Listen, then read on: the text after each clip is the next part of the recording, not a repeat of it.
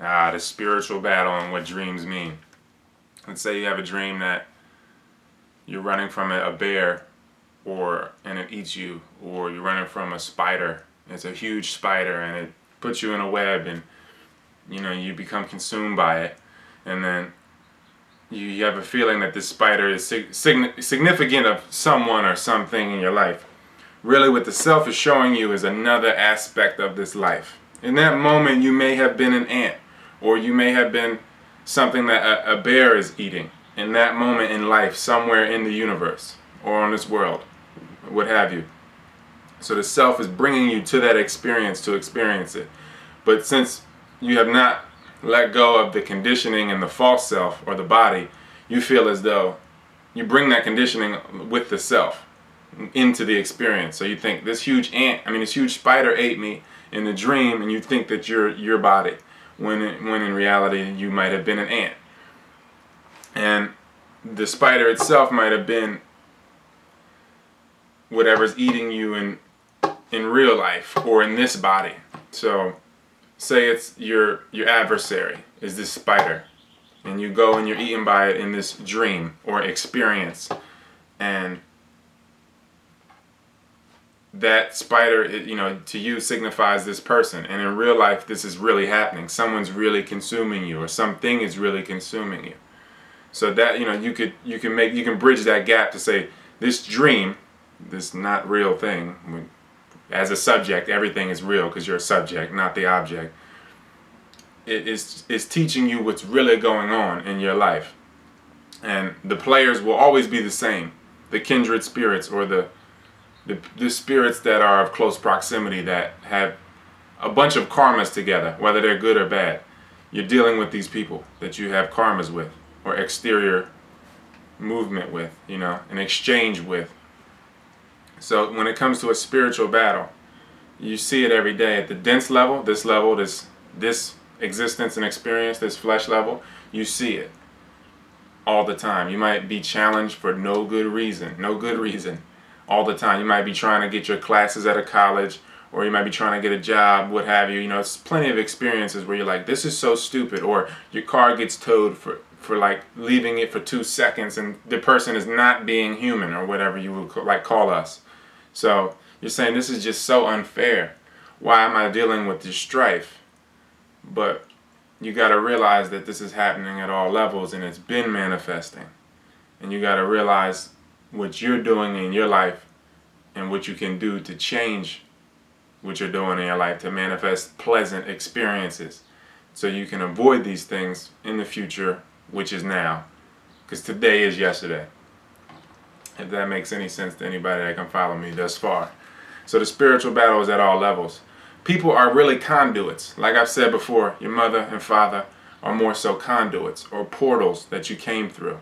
You came in an agreement with them, whether it's consciously or unconsciously. You came into an agreement with these conduits to come through them into the density, into this existence. Now that's a pleasant way of thinking of how conduit exists, right? But there's another way. There's another side to the coin, as always, in the duality of this existence, positives and negatives. Neither is bad, neither is good. They just are. So when dealing with a spiritual battle or a conduit, whether it's a session or a person of Seth, like say it's a person who is totally an open vessel, totally a body that is an open door that the will of others can get into and manipulate and maneuver and drive to do whatever. And you run into this person, and they're just not being so-called human to you.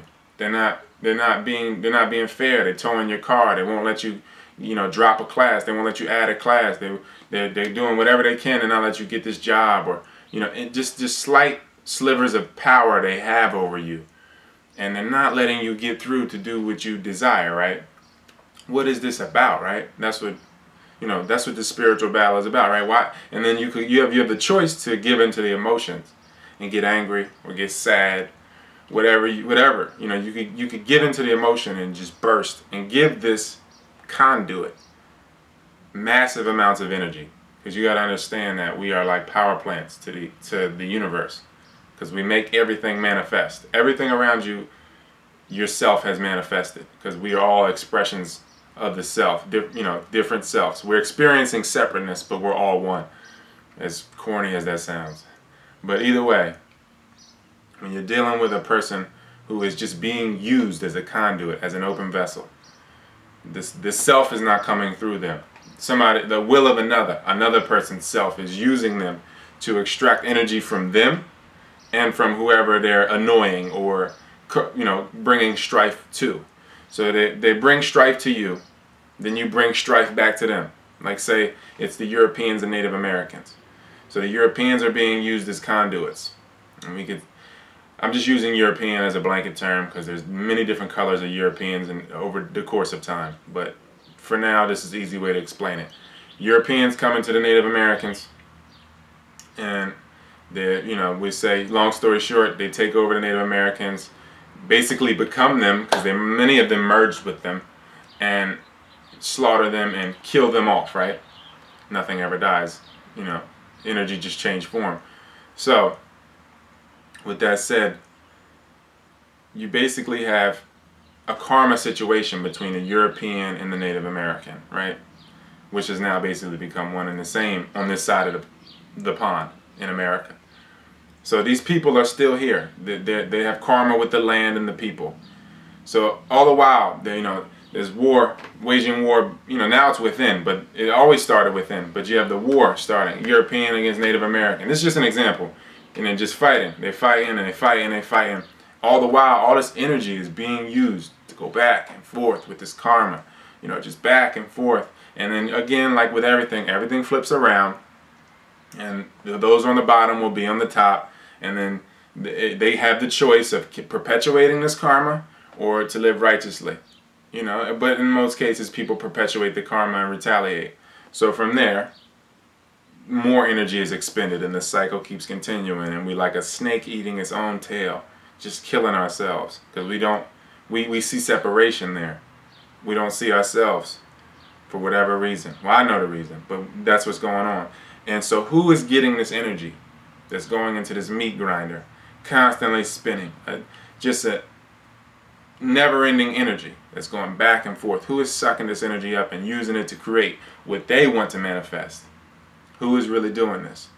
Is this person human? Is it a person? What is a person? Are we human or are we inhumans? And when it comes to that and being the awareness, the subject, not the object, using energy to make things manifest, we realize that we are universal beings. We're not bound to this earth. We're not bound to anything. I'm not bound to New Jersey or California. Not this earth. Not this layer of the universe or multiverse, what have you.